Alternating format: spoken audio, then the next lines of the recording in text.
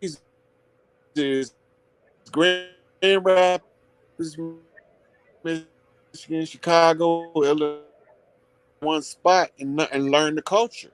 The culture is all across the land, but you have to be exposed for a period of time to be able to assimilate this piece. Also, in before I went to prison, I lived in Mississippi. I lived in Memphis, Tennessee, Knoxville, Tennessee. I lived in Seaford, Delaware. I lived in Newark, New Jersey, New York, right? I had to traverse the land, and a lot of these trips from these places was by bus, Greyhound. So here I am riding a Greyhound across the land and surveying the land, right? And so these, to me, these are translatable signs that other people that's listening that know how to read signs can translate, right? And so when they ask why is Larry Hoover relevant to our struggle, is because he was taken from us, a leader that we picked on the land ourselves. The government didn't pick Larry Hoover for the people. The people picked Larry Hoover, and the government rejected him and rebelled against the choice of the people. The same with Chief Malik Angel Bay, right? And it's a whole list of leaders in our communities that was being picked by the people, that was ruthlessly hunted down by a government operation called COINTELPRO, right? COINTELPRO is short for Counterintelligence Program, and the goal was to stop anybody, one of us with the capability, which everybody I named was capable, but it's one problem. You can't be a bond servant and redeem the land.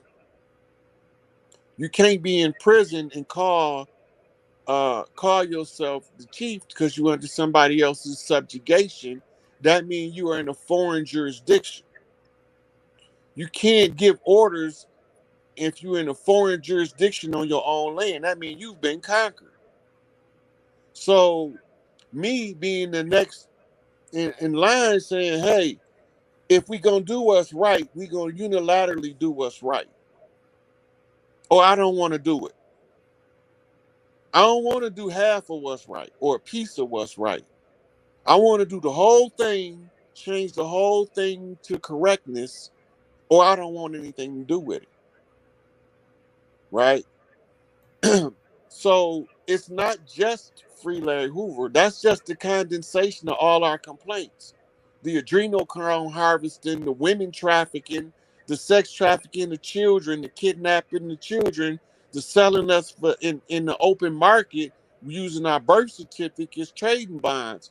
All this has to stop in order for us to ever see true prosperity and a new golden age on earth.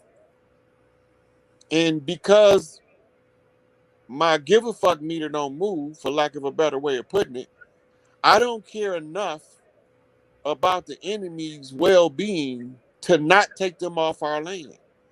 Whereas some people become so familiar in associations with the enemy that they don't care to remove them from the land, from taking food out of our babies' mouths. You don't have to agree with me. I'm still gonna fight for you. Because the universal laws say you got a right to believe whatever you want.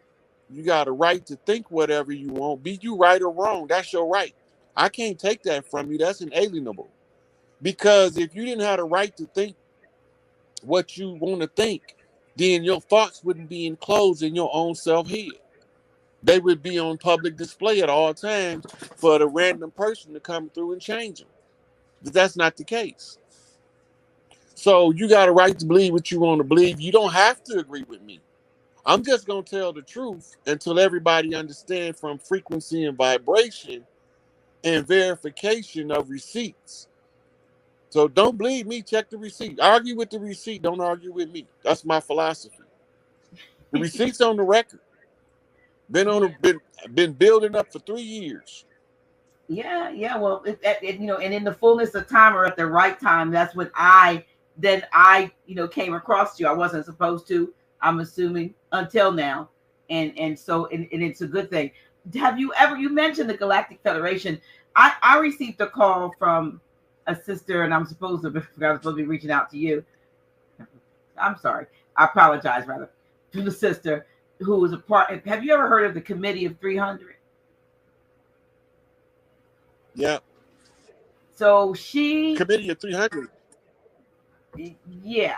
So it's sort of, it's, I believe, from what I got, it is sort of galactic in its origin, and she is a part of it. And so, she watches. I know she might have seen it, might be on here. I'm not sure. But, when she first reached out to me, it was like the committee is trying to figure out who you are. And she kind of wanted to have a conversation with you. But I was wondering if you were familiar with that. Oh, She was selected to be part of the Committee 300. I don't doubt it. Yeah. And First because and of, foremost, because I had some of the most prominent um, Moors, when they seen me surface 2-3 years ago, came to me and told me, "Let's see what you got. Let's see what you can do." hmm, Right? And I didn't know them, and they all grand sheets, several of them across the land. But I didn't know they knew who I was or had heard of me until they contacted me. hmm. Right? I And knew have they you. been silent ever since? Have they been in the Well, forefront to that's the say, rule. Matter of fact, one of them called me. He said, "Brother, I'm not even supposed to be talking to you, but I know who you are, and after all this long wait, I had to see you and talk to you for myself." mm, So he knew who I was even better at that particular point in time than I did. mm, But I was more from the standpoint of I can solve the problem, but the people don't really want the problem solved. They'd rather go along to get along. So I don't want to participate under those conditions. yeah. And he told me, he said, "I know you're gonna fix it, but before you do what you're gonna do, before the world see who you is and see you do what you're gonna do," he said, "I had to call you personally." He said, "I've been waiting a long time to finally get to talk to you." So he knew who I was, Hmm. right? And I know for a fact that all of these Masonic lodges know who I am. They was given the right to rule on the seas as the queen gives them the order. When you take the term Viking, it's short for vicarious kings of the high seas. Mm-hmm. Fire kings. That's good. Nice Jew. I like that. Right. Now, when they came over here and they aided in the escape of Scotta, who became Maman Brigade in the Vadun, and Scotia, who moved north to set up something called Nova Scotia or New Scotia, right? Well, if it's New Scotia, where in the fuck is the old Scotia? Right. Right? It's Scotland. It's Scotland. And the Scotland of the Americas is the mountains, the Appalachians. It's the same mountain region that was split. Hey, right? That's side effects of the war. they got something to do with that island that the Knights of Templar buried that gold on, the Scottish Knights of Templar? They did that on Puerto Rico. Okay, I'm talking about I'm talking about with Hernandez when they came over to Central America. When he came over to Central America, and then that was Puerto Rico. Okay, that's the rich. Yeah, okay, yeah, they did. Yeah, that's right. They did have it on Puerto Rico, but then they moved it to that other island, like Nova Scotia Island, that you're talking about. Nova Scotia is north. It's in northern Canada. Yeah, by Canada. Yeah, it's by Canada. Yeah. Now, when the Norsemen came over here, they came with horses on their ships. Right? And when they came, they was given the right to traverse the land for rescuing the heirs to the kingdom of the earth. So they was allowed to traverse the land by horseback as nomads. Right? So they became the great wind riders across the land. In modern times, we call them bikers and they ride motorcycles, and you call them Hell's Angels. Oh shit, we get to it. Go ahead. So you update the horse and you put a motorcycle there. And you see the same people doing the same thing they was given permission to do on the land that try to keep their business to themselves. Because that's the rules. Don't let your family business get in my family business.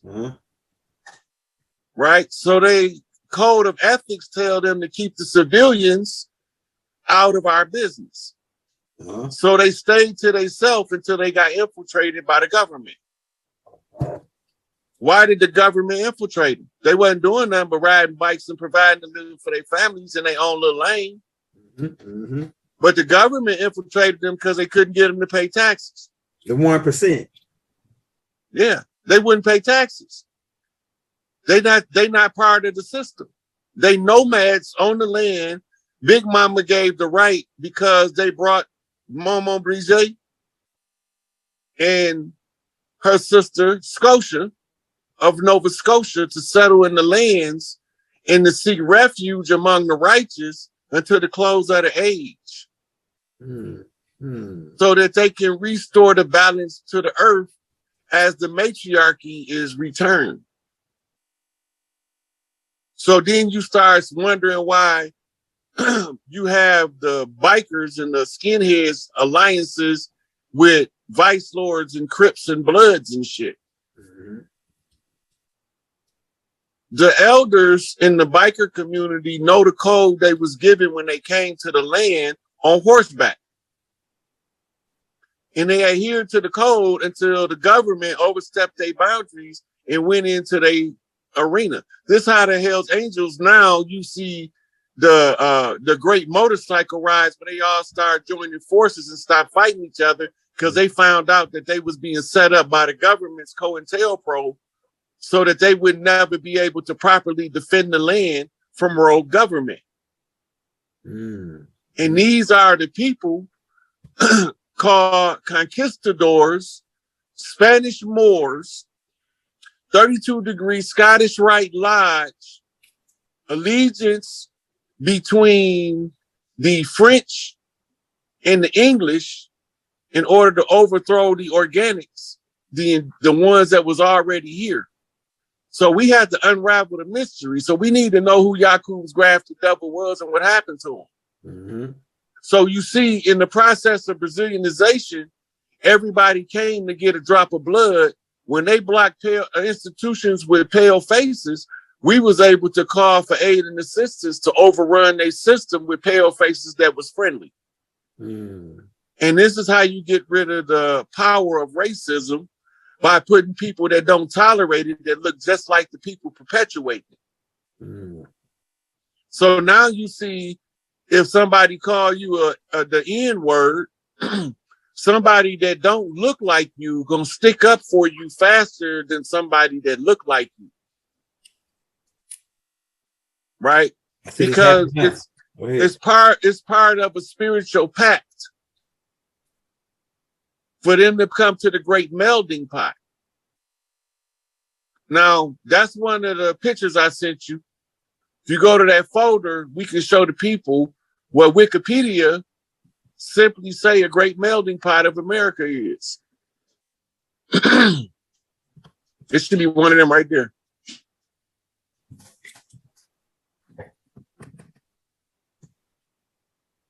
That's one drop. What's the next one?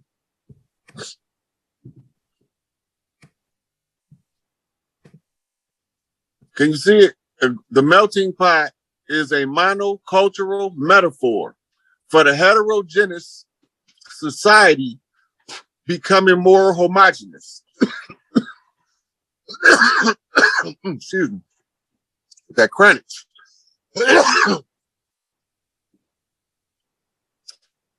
Right? It's that the different elements melting together with a common culture.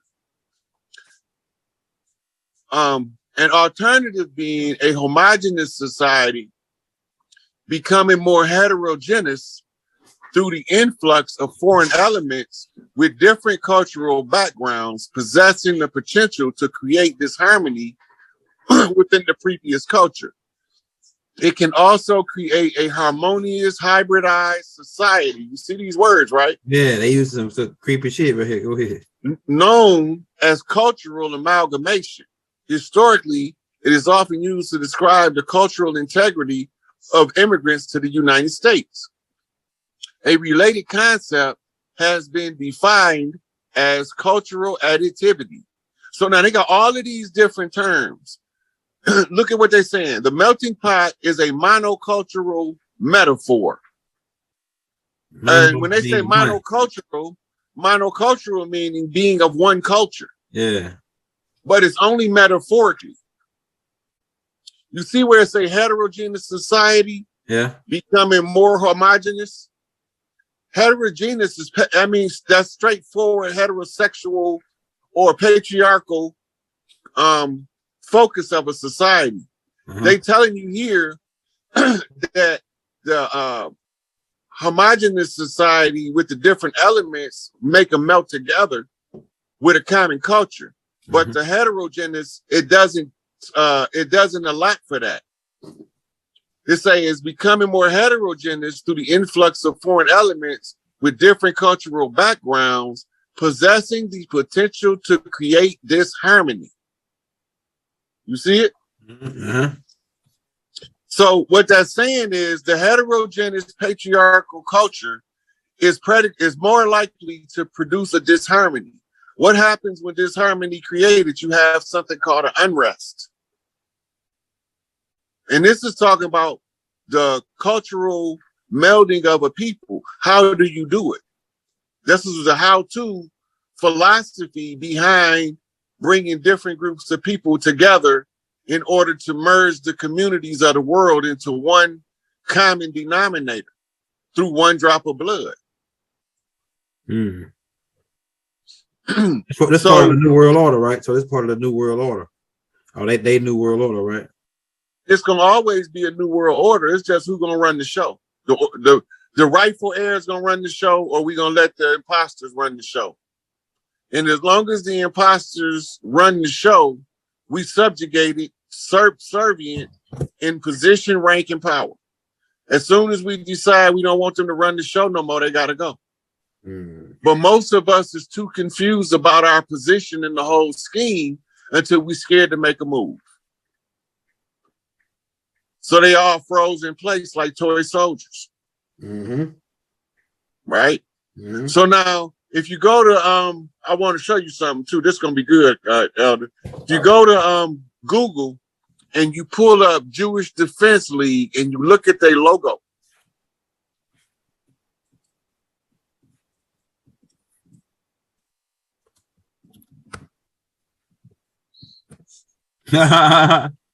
They some funny suckers, man. Still not black power shit, yeah. Why is it there? Because these people right here, I believe the people, some man, I don't know, but like I'm kind of like sleepy right now. But I think that it was one group of white people that was claiming that they was Jews and they were trying to help us.